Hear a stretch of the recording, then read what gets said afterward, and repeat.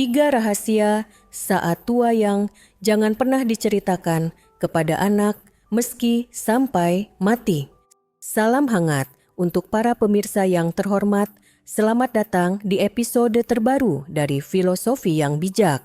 Saya Beruntari, seorang konsultan psikologi dengan pengalaman selama 36 tahun. Hari ini, seorang pembaca telah mengirimkan surat hati kepada saya dan program ini dengan beberapa baris curahan seperti berikut. Beruntari yang terhormat, saya adalah seorang ayah tua yang sedang tinggal di panti jompo. Setelah menderita sakit parah tahun lalu, saya memutuskan untuk membagi harta lebih awal kepada ketiga anak saya dengan harapan dapat menghindari perselisihan di masa depan dan agar mereka merasa tenang merawat saya di usia tua. Namun, saya tak menyangka sejak saat itu saya justru menjadi beban di mata anak-anak saya. Yang satu berdalih sibuk dengan pekerjaan, yang lain bilang rumahnya sempit, bahkan putri bungsu saya yang dulu paling menyayangi saya pun menyarankan, "Ayah sebaiknya tinggal di panti jompo saja, di sana ada perawat profesional."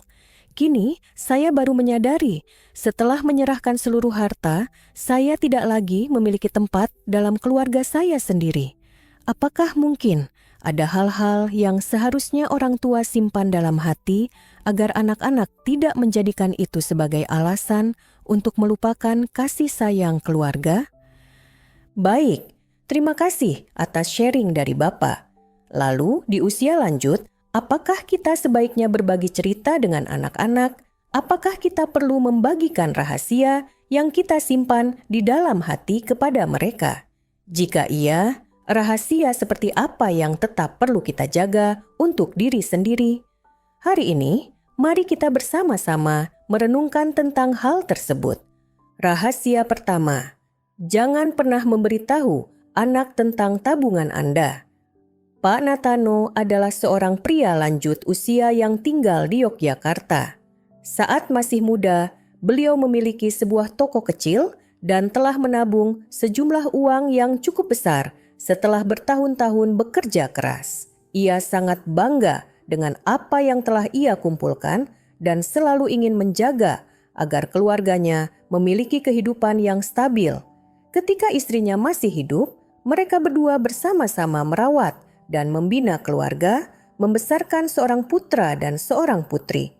Namun, setelah sang istri meninggal dunia, Pak Natano tinggal sendiri bersama 2 anaknya. Ia menaruh banyak harapan dan kepercayaan pada anak-anaknya, berharap mereka akan menyayangi dan merawat dirinya di masa tua. Pak Natano memiliki pemikiran yang sangat terbuka dan tulus, yaitu ia ingin membagikan segala hal kepada anak-anaknya tanpa menyembunyikan apapun, terutama tentang tabungan yang telah ia kumpulkan selama ini. Ia berpikir bahwa jika anak-anaknya mengetahui kebenarannya, mereka akan menghargainya dan bersama-sama menjaga serta menggunakan uang itu dengan bijak. Ia juga ingin anak-anaknya memahami keadaannya agar bisa membantu ketika dibutuhkan. Namun, tak lama setelah mengetahui bahwa ayahnya memiliki sejumlah tabungan yang cukup besar, anak laki-laki sulung mulai sering datang kepada Pak Natano untuk meminta uang. Kadang ia ingin membeli mobil baru, kadang butuh uang untuk merenovasi rumah. Bahkan untuk biaya sekolah anak-anaknya pun ia meminta bantuan dari Pak Natano. Awalnya, Pak Natano dengan senang hati membantu, karena ia berpikir bahwa membantu anak di saat kesulitan adalah hal yang wajar. Namun lama-kelamaan, ia mulai menyadari bahwa saldo tabungannya menyusut dengan cepat dan tidak wajar. Pak Natano mulai merasa khawatir. Suatu hari, ia dengan lembut menasihati anak laki-lakinya agar berusaha mandiri, jangan selalu mengandalkan uang dari ayahnya. Ia berkata, "Nak, ayah juga menabung untuk masa tua ayah sendiri. Kamu sebaiknya berusaha dengan kekuatanmu sendiri." Namun, anak laki-laki sulung itu tidak senang, bahkan ia menunjukkan kemarahan dan menyalahkan ayahnya. Bukankah tabungan ayah memang untuk aku gunakan? Kenapa sekarang ayah bicara seperti itu?" Kata-kata itu membuat Pak Natano sangat terluka, seakan dikhianati di dalam keluarganya sendiri. Sementara itu, putri bungsu merasa sedih dan tidak puas karena melihat sang kakak mendapat terlalu banyak perhatian dan bantuan dari ayah, sementara dirinya tidak. Ia merasa tidak adil, seolah-olah ayah hanya peduli pada kakaknya dan melupakan dirinya. Suasana dalam keluarga mulai tegang, masing-masing menyimpan perasaan dalam hati. Waktu pun berlalu dan tabungan Pak Natano hampir habis. Tak hanya itu, kesehatannya juga semakin menurun. Ketika beliau sakit dan membutuhkan perhatian serta perawatan, anak laki-laki sulung justru mulai menjauh dan bersikap dingin. Ia tidak lagi datang menjenguk atau merawat ayah seperti dulu. Pak Natano sangat sedih, merasa kesepian dan kecewa. Pak Natano sangat menyesal karena telah membagikan terlalu banyak rahasia tentang keuangan kepada anak-anaknya. Karena ia pernah berpikir bahwa kasih sayang dalam keluarga adalah sesuatu yang kuat dan tidak akan berubah hanya karena uang. Namun, kenyataannya jauh lebih pahit dari yang ia bayangkan. Ada kalanya, kepentingan pribadi menutupi kasih sayang, membuat orang bertindak egois dan tidak peduli. Pak Natano menyadari bahwa meskipun ia sangat mencintai anak-anaknya, ia tidak seharusnya sepenuhnya bergantung pada mereka. Tabungan itu bukan sekadar harta, melainkan juga sumber kekuatan untuk menjamin masa tuanya, memberikan ketenangan menghadapi berbagai risiko kehidupan. Menyimpan sejumlah keuangan pribadi untuk diri sendiri akan menjadi tameng yang kokoh, membantu beliau menjalani hari tua dengan tenang, tanpa ketergantungan maupun rasa takut. Dia juga menyadari bahwa jika dia mengungkapkan seluruh tabungan yang dimilikinya, hanya akan ada dua kemungkinan. Pertama, jika anak-anaknya bijaksana, mereka tidak akan terlalu mempermasalahkannya dan tetap memperlakukannya dengan baik seperti sebelumnya. Namun, hati manusia sulit ditebak hanya dengan satu ucapan yang tak sengaja atau satu tindakan kecil bisa saja mengubah seluruh kehidupan masa tuanya. Pemirsa yang budiman, uang memang merupakan bagian penting dalam kehidupan, tetapi tidak selalu harus dibagikan atau diungkapkan sepenuhnya, terutama ki usia senja telah mendekat. Kepercayaan yang diberikan pada tempat yang salah bisa membuat lansia harus membayar dengan ketenangan dan kebahagiaan din hungnem cuoi joy. Ikatan kekeluargaan seharusnya dibangun di atas dasar kasih sayang yang tulus, bukan dijadikan ajang uji coba dengan materi. Karena itu, para orang tua perlu belajar menyimpan sebagian hal tentang keuangan untuk diri sendiri demi melindungi hak pribadi dan menghindari luka hati yang tak perlu tuh orang-orang terdekat. Menyimpan rahasia mengenai sebagian harta juga merupakan cara untuk menjaga kebebasan dan kedamaian dalam hidup, agar tidak perlu bergantung atau merasa takut saat tubuh sudah tak lagi kuat. Ada beberapa hal, baik itu kebenaran maupun kasih sayang, yang sebaiknya tidak sepenuhnya diungkapkan kepada anak-anak, karena terkadang justru diam adalah cara terbaik untuk menjaga keutuhan dan kebahagiaan jangka panjang dalam keluarga.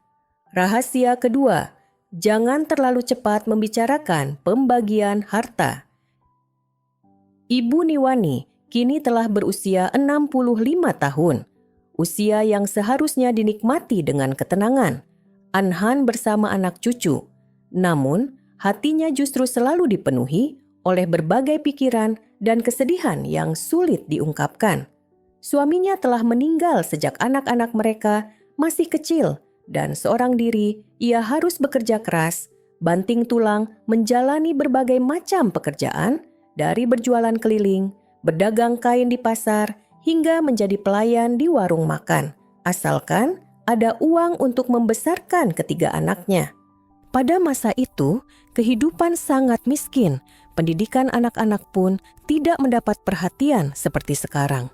Ia hanya berharap anak-anaknya cukup makan, cukup pakaian, fasong dengan baik sudah memadai. Ketiga orang anaknya, 2 laki-laki dan 1 perempuan, tumbuh besar dalam ketekunan dan kerja keras sang ibu. Namun, tidak ada satupun yang berhasil dalam pendidikan maupun memiliki usaha yang cukup mapan. Mereka pun mengikuti jalan berdagang, mencari nafkah secukupnya. Roy satu persatu menikah dan membangun keluarga rieng. Anak perempuan bungsunya menikah dengan pria yang tinggal jauh, ratusan kilometer jauhnya. Sementara itu, 2 anak laki-lakinya menikah dengan wanita dari daerah sekitar dan menetap di rumah yang telah ia bangun dari hasil menabung selama bertahun-tahun. Rumah itu memiliki 3 ruang utama, ditambah bagian belakang yang diperluas agar anak-anaknya punya tempat tinggal saat sudah berkeluarga. Ia dulu berpikir, jika anak-anak tinggal dekat, saat dirinya tua hai sakit-sakitan pun masih ada yang bisa merawat dan menemani. Namun, ia tidak menyangka bahwa 3 keluarga tinggal bersama di bawah satu atap, apalagi dengan 2 menantu perempuan yang masing-masing punya kepribadian berbeda, akan menjadi awal dari hari-hari yang tak lagi damai. Ketika masih sehat, ia masih memasak, pergi ke pasar, dan mengasuh cucu. Jadi, kedua menantu perempuannya pun tidak banyak bersuara. Namun, seiring tua datang membawa nyeri punggung, demam flu yang datang tiba-tiba, Va bolak-balik rumah sakit, ia mulai merasakan dengan jelas sikap dingin dari anak-anaknya dan rasa tidak senang yang tampak jelas di wajah para menantunya. Keluhan dan tudingan pun mulai terdengar. "Kenapa kamu tidak merawat ibu, malah biarkan aku urus semuanya sendirian? Aku juga harus bekerja, masa harus jaga ibu terus-menerus?" Lalu, mereka memanggil adik perempuan yang tinggal jauh, menyalahkannya karena meskipun ibu telah merawat ketiga bersaudara hingga dewasa, kini saat ibu sakit, justru 2 kakaknya yang harus menanggung semuanya, sementara dia dianggap lari dari tanggung jawab. Anak perempuan bungsu itu pun segera naik bus pulang, menjenguk ibunya, membawa oleh-oleh, makanan, dan obat-obatan. Beberapa hari tinggal bersama sang ibu. Barulah hati sang ibu terasa sedikit tenang. 2 ibu anak saling berbagi cerita. Ia bisa menggenggam tangan putrinya, mendengar pertanyaan penuh perhatian, dan menerima suapan bubur yang lembut dari tangan anak. Namun, kemudian sang putri tetap harus kembali ke keluarganya sendiri, meninggalkan ibunya di rumah yang kembali dipenuhi suara pertengkaran dan dinginnya sikap. Karena takut dirinya mengalami sesuatu, sebelum sempat membagi harta secara jelas, anak-anak pun mendesak ibu untuk segera membuat surat wasiat. Ibu pun berpikir bahwa di zaman sekarang, segalanya memang perlu jelas dan transparan agar tidak menimbulkan perselisihan di kemudian hari. Maka ia memutuskan untuk tidak menunggu sampai meninggal dunia baru membagikan harta, melainkan membaginya sekarang. Rumah dibagi menjadi 3 bagian. Anak laki-laki sulung mendapat bagian yang sedikit lebih besar dengan alasan bahwa dialah yang akan langsung merawat sang ibu. Anak laki-laki kedua dan anak perempuan bungsu menerima bagian yang sama. Namun, untuk anak perempuan, bagiannya dikonversi menjadi uang yang akan dikumpulkan oleh 2 kakaknya untuk diberikan kepadanya. Ibu mengira bahwa setelah semua anak mendapatkan bagian masing-masing, segalanya akan berjalan dengan lancar. Anak-anaknya tidak akan lagi saling iri hati dan akan lebih perhatian merawat ibu, berkumpul dan saling mendukung seperti masa-masa sulit dahulu. Namun tidak, ibu ternyata salah. Sebuah kesalahan yang harus dibayar mahal dengan sisa tahun-tahun tuanya. Anak laki-laki kedua merasa sangat kesal. Ia berkata, "Zaman sekarang sudah modern. Kenapa masih ada urusan memihak anak sulung dan meremehkan anak kedua. Ia juga memprotes bahwa adik perempuannya tinggal jauh, tidak pernah tinggal serumah atau membantu merawat ibu, tapi kenapa justru mendapat bagian yang besar? Kedua saudara laki-laki itu pun tidak saling menegur. Mereka membagi rumah menjadi dua bagian, masing-masing menempati satu sisi, membangun dinding pemisah, pintu sendiri, dapur sendiri, menjadi dua dunia yang terpisah. Suasana di dalam rumah semakin dingin, seperti musim dingin yang tak pernah berakhir. Ia tinggal bersama anak laki-laki sulung, tetapi setiap kali merindukan cucu di rumah anak laki-laki kedua dan ingin berkunjung, ia merasa sungkan. Jika ia datang, menantu sulung tampak kesal. Jika ia pulang, menantu kedua bersikap dingin. Kadang-kadang selama seminggu penuh, tidak ada seorang pun yang menanyakan kabarnya. Makan malam berlangsung dalam keheningan, tatapan penuh kewaspadaan, dan semakin sering terdengar helaan napas panjangnya di malam hari. Sejak tidak memiliki apa-apa lagi, ia benar-benar merasakan perbedaannya. Menantu perempuannya tidak lagi menghormatinya. Setiap kali ada hal yang tidak menyenangkan, pintu dibanting keras, kata-kata sindiran dilontarkan, bahkan terkadang muncul ucapan yang membuat hatinya terasa terhina. Saat terlalu marah, ia mengemasi barang-barangnya dan pindah ke rumah anak laki-laki kedua. Namun, baru beberapa hari tinggal di sana, pasangan itu mulai menyarankan agar ia mencoba tinggal di rumah anak perempuan bungsu, katanya supaya suasana baru. Ia pun sadar, mereka tidak lagi menganggap ibu tua sebagai akar, sebagai orang yang telah membesarkan mereka, melainkan hanya sebagai bayang-bayang yang merepotkan dan harus disingkirkan sejauh mungkin dari pandangan. Namun, anak perempuan bungsu pun sedang tinggal bersama keluarga suaminya, dan kondisi ekonomi mereka juga tidak terlalu baik. Meski sangat menyayangi ibunya, ia pun tidak bisa membawa sang ibu tinggal bersama dalam waktu lama. Maka akhirnya, sang ibu kembali ke rumah miliknya sendiri, tempat yang kini tak lagi menjadi sarang hangat, melainkan sekumpulan ruangan dingin yang dipisahkan oleh dinding bata dan terpecah oleh hati manusia. Banyak malam ia gelisah, mengenang tahun-tahun membesarkan anak-anak seorang diri, setiap suapan nasi yang bercampur air mata, setiap lembar uang receh yang dikumpulkan demi membangun rumah ini. Semua itu dulunya ia kira akan menjadi sandaran di usia tua. Tak disangka justru menjadi alasan mengapa ia kini hidup seperti orang asing di dalam rumahnya sendiri. Barulah sekarang ia mengerti, ada hal-hal yang sebaiknya tidak dilakukan dengan tergesa-gesa.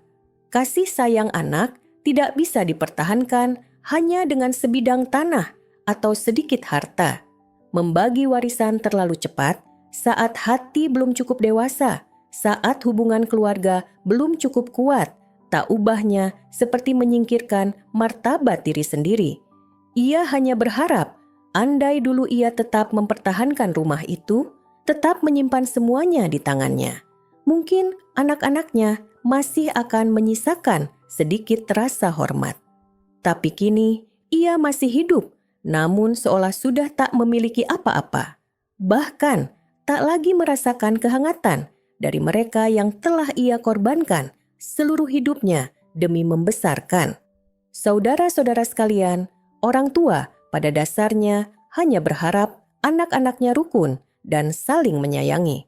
Namun, tanpa sadar, mereka justru bisa menjadi pemicu konflik ketika urusan materi mulai dipertimbangkan. Di usia senja, sebaiknya jangan terlalu cepat membagikan segalanya, terutama soal harta atau surat wasiat. Selama masih hidup, menyimpan sebagian rahasia juga berarti menjaga martabat dan kemandirian diri.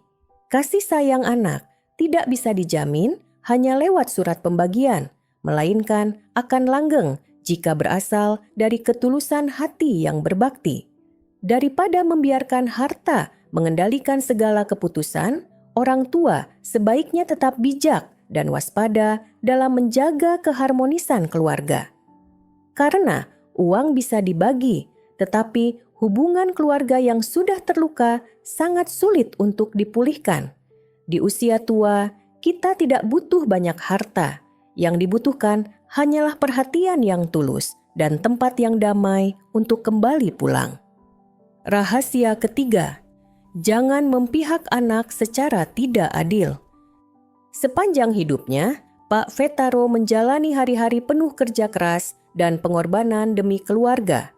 Lahir dan dibesarkan dalam kemiskinan, sejak muda beliau sudah terbiasa bekerja kasar. Ia pernah menjadi tukang bangunan, kernet, lalu berjuang ke sana kemari untuk mencari nafkah. Setelah berkeluarga, ia semakin giat berusaha. Dengan harapan istri dan anak-anaknya bisa menjalani kehidupan yang lebih layak daripada dirinya. Karena jalan hidup yang membawa. Setelah bertahun-tahun menabung, Pak Vetaro berhasil membuka sebuah warung makan kecil di pinggir jalan. Ia memulai dari menyajikan nasi sederhana untuk para buruh, bekerja rajin dari pagi hingga larut malam. Berkat kerja keras, hidup hemat, dan sedikit keberuntungan, usaha dagangnya perlahan-lahan berkembang. Dari satu warung kecil, ia membuka cabang, lalu membeli rumah, membeli mobil, dan memiliki tabungan yang cukup. Warga sekitar sangat menghormati kegigihan dan kebaikan hatinya. Mereka memandangnya dan berkata, Pak Vetaro memang orang yang sangat beruntung, anak-anaknya lengkap, ekonominya stabil, masa tuanya tenang. Namun sedikit yang tahu, di balik sosok pria yang telah melewati usia 70 tahun itu, tersimpan sebuah kesedihan yang terus-menerus mengendap, tak kunjung hilang. Beberapa tahun yang lalu, karena kelalaian saat sedang pergi ke pasar, Pak Vetaro terpeleset, kakinya patah, dan sejak itu harus duduk di kursi roda. Sejak kejadian itu, semua aktivitas sehari-hari menjadi jauh lebih sulit. Ia tidak lagi bisa bepergian seperti dulu. Semua hal harus dibantu oleh orang lain. Masa tua datang seperti angin dingin, diam-diam namun menusuk. Sejak saat itu, ia mulai bergantung pada anak dan cucunya, dan dari sanalah ia merasakan dengan sangat jelas perubahan dalam kasih sayang anak-anaknya. Dari ketiga anaknya, hanya putri bungsu yang rutin pulang menjenguk dan merawat Pak Vetaro. Meskipun sudah menikah dan tinggal di provinsi lain, ia tetap berusaha mengatur pekerjaannya agar bisa pulang merawat ayahnya. Kadang, ia membawa beberapa makanan kesukaan ayahnya, kadang mengajaknya periksa ke dokter, membersihkan rumah, mencuci pakaian untuk ayahnya. Setiap kali pulang, ia selalu menanyakan kabar ayahnya sampai ke hal-hal kecil, dari kesehatan hingga tidur malam, menciptakan suasana hangat dan akrab. Sementara itu, kedua putranya sangat berbeda. Anak sulungnya, seorang direktur perusahaan, tinggal di kota besar. Kehidupan yang sibuk dengan pekerjaan dan pergaulan sosial membuatnya hanya sempat menelepon ayahnya beberapa menit setiap minggu, biasanya hanya untuk menanyakan kabar secara sekilas. Putra kedua justru sebaliknya, hidupnya berantakan, penghasilannya tidak menentu. Setiap kali pulang ke rumah, hanya bisa mengeluh tentang kemiskinan dan kesulitan hidup, lalu pergi lagi tanpa melakukan apapun untuk ayahnya. Pak Vetaro menyadari semuanya, namun ia tidak menyalahkan. Sebaliknya, ia tetap percaya bahwa anak-anak bagaimanapun juga adalah darah daging sendiri. Ia menghibur dirinya bahwa selama ia hidup jujur dan mencintai anak-anaknya secara adil, cepat atau lambat mereka akan mengerti isi hatinya. Namun kemudian, kekhawatiran lain muncul di dalam hati Pak Vetaro, yaitu kekhawatiran tentang harta saat usia senja. Ia takut jika suatu hari nanti ia meninggal sebelum sempat membagi semua harta, anak-anaknya akan berselisih karena uang. Ia pernah menyaksikan sendiri teman-temannya di usia tua. Anak-anak mereka saling berebut sepetak tanah, setiap rupiah dipertengkarkan. Ada yang bahkan harus masuk panti jompo dan hidup dalam kesepian karena diabaikan oleh anak-anak setelah seluruh harta warisan dibagikan. Pak Vetaro tidak ingin dirinya mengalami nasib seperti itu.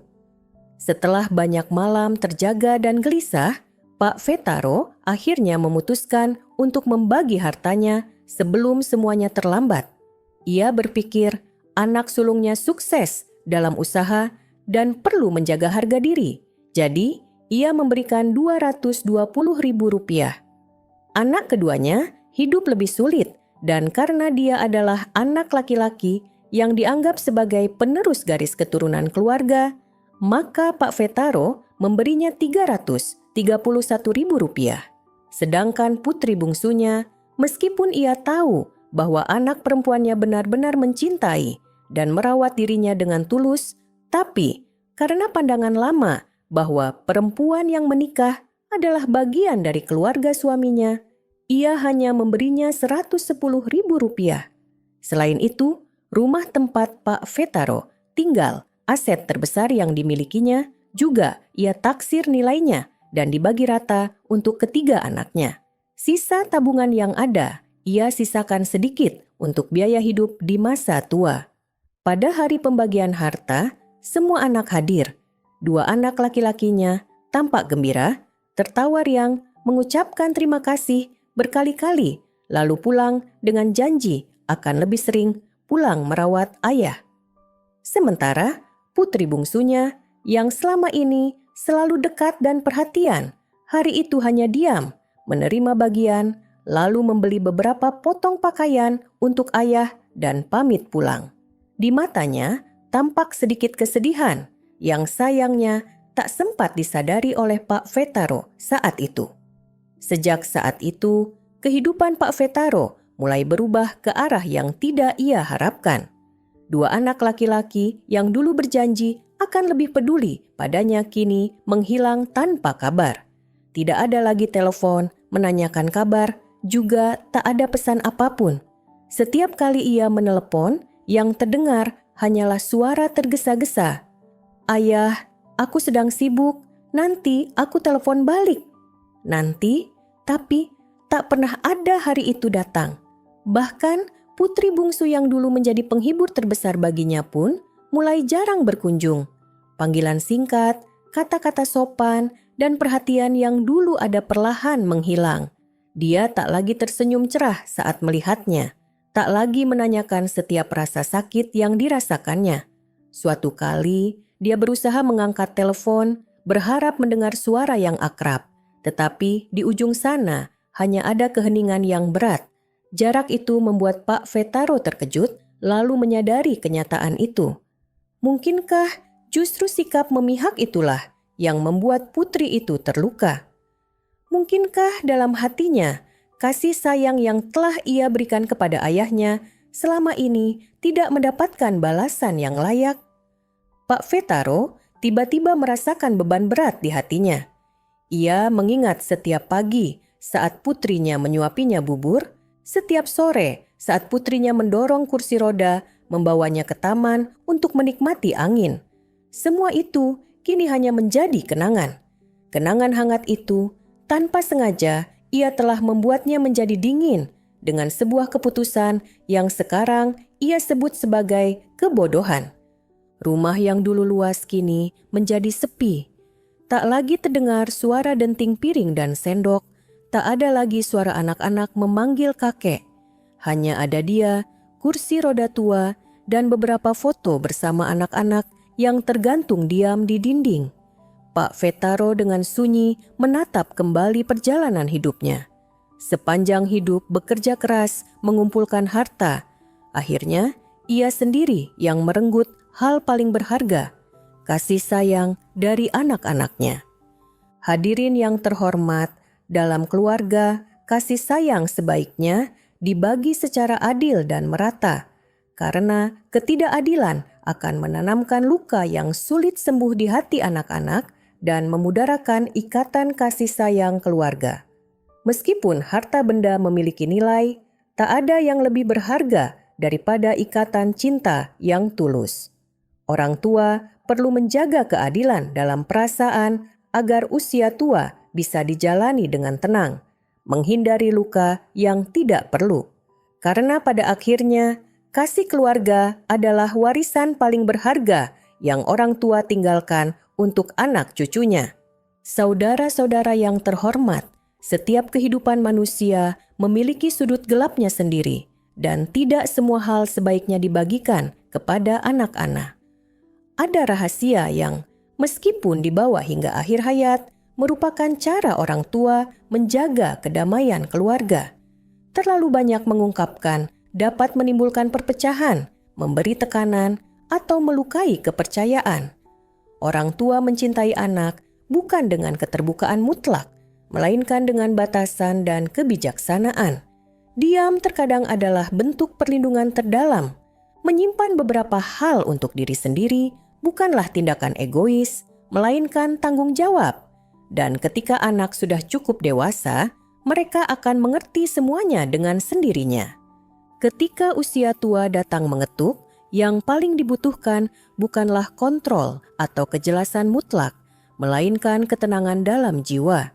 Tidak selalu mengungkapkan semuanya adalah hal yang terbaik, karena tidak semua orang cukup bijaksana untuk memahami dan menjaga apa yang dipercayakan. Ada hal-hal yang jika disimpan akan menjaga hati orang lain. Ada pula hal-hal yang jika dibiarkan keluar justru akan kehilangan rasa hormat sekaligus ikatan kasih sayang. Oleh karena itu, terkadang hidup dengan lebih tenang dan lebih tertutup adalah cara orang tua melindungi diri sendiri dan mempertahankan kehangatan di akhir hayat.